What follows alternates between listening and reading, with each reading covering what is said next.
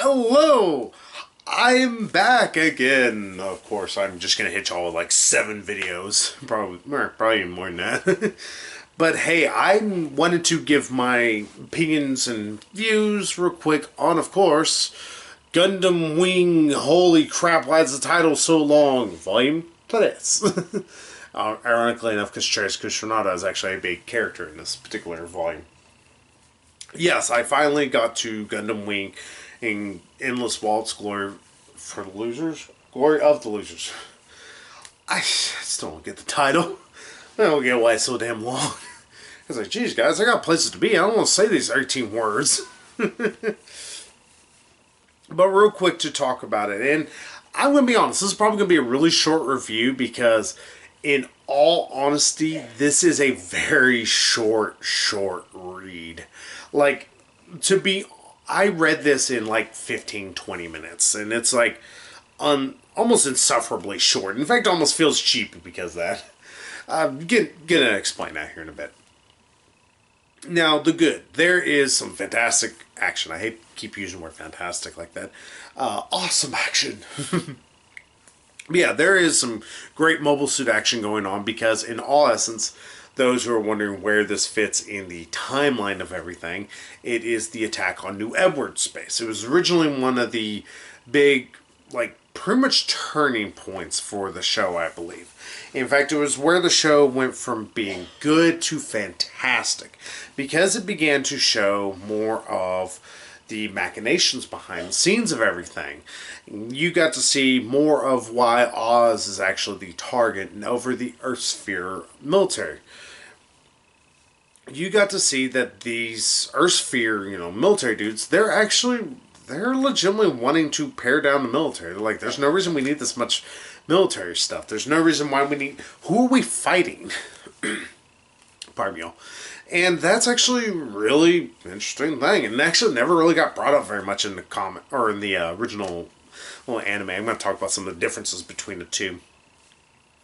And not only was the New Edwards base attack a very, cool looking scene throughout the entire anime, but again, like I said, you get to see more of like Trace Kushionada's behind the scenes machinations. You got to see some more with Lady Un.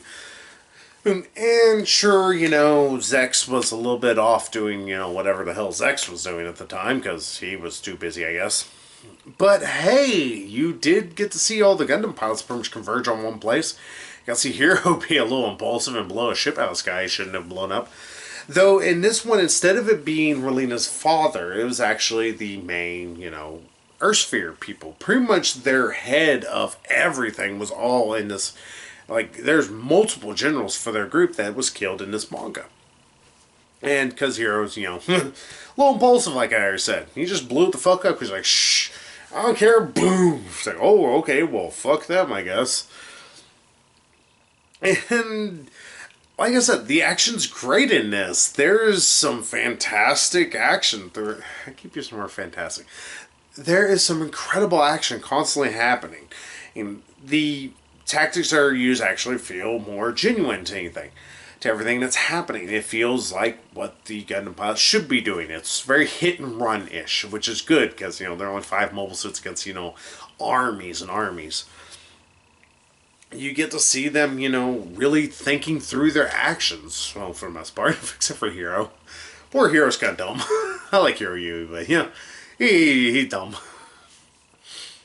But yeah, you get to see some of that, like, good Gundam stuff. And that's all there is. There is a little bit where you get to finally see Wu Fei finally actually come face to face with Trace Kushionada. Of course, he loses their actual on-foot sparring match. Though now it makes a little bit more sense why he's suddenly like, oh, here's Trace, I'm going to go fight him. There is so much more explanations actually behind him. Like, oh, thank God. Because I always felt weird in the anime. And also from the stuff we learned from Volume 2 about, pretty much Trace ordered the, destruction of his colony along with his wife. But that, like I said, is the big problem with this, is it's all action. In fact, literally every chapter's attack on Operation New Edwards Base, or whatever it's called, part 1 through like 6. It's just pure frickin' action, which means it's a quick read, but damn is it bereft of anything else. Pretty much it's just action, action, action, action. The story feels like it moves forward at a snail's pace altogether, which is kind of sad to say. It's one of the biggest issues with having a action-oriented story be translated ever into manga or anything vice versa. You have to balance out the action with the story action.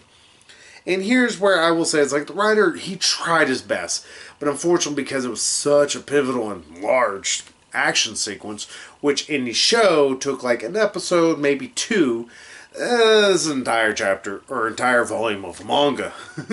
It's like, well, we did not move forward with that story at all. Which is the bad thing for it. I just say, it's like, this story just, it did not go forward anywhere. It's like, well, we went nowhere. Like I said, it's not that it's terrible. Like I said, there's great mobile suit action. You actually get to see some of the characters interact that have not had a chance to interact yet. But mostly feels superficial. And I think that's its biggest problem. Where the first two volumes were probably like 6, 7 episodes. This is a single episode of the anime, it feels. And I do like that, again, they're adding more to it. They're adding some more dialogue where there should have been more dialogue. They're adding scenes to help explain character motivations where there were not any scenes for explain character motivations. But because they had to adapt one of the big pivotal scenes and one of the big pivotal battles, pardon me, because of that, unfortunately this volume suffers from that fact. And there was no way around it. But hey, I'm still willing to keep going through this. One, because of how many changes have been made. And I was actually pleasantly surprised there was still stuff added, which was not something I was expecting very much. I was really expecting the new Edwards base almost to be a straight translation from the anime. But instead, there's still added stuff. Like I said, there's still added stuff with Wufei. There's still changes like they made that Hero's not the direct killer of Relita's dad. Well, adopted dad.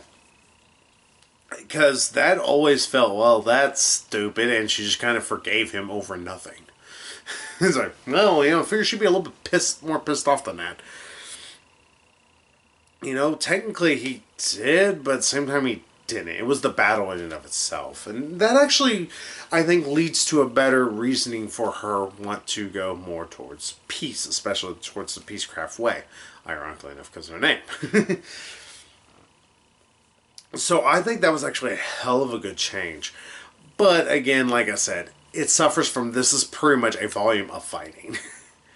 It's good, the action and will draw you in, but expect it to be very superficial. Expect it to be shallow. Don't expect as great a character moments as you had like from Volume 2. Or hell, even some of the stuff from Volume 1 that was, pretty much lifted from the anime. So, hey, I still say this is good. It's not, world-changing. Not as good as 2 was. But it's still fairly good. I think it's better than 1 still. That's the one thing I can still say about it. I just wish the title was different. The title's still shit. I just wanted less words, damn it. I don't need to say a full fucking sentence to say one title.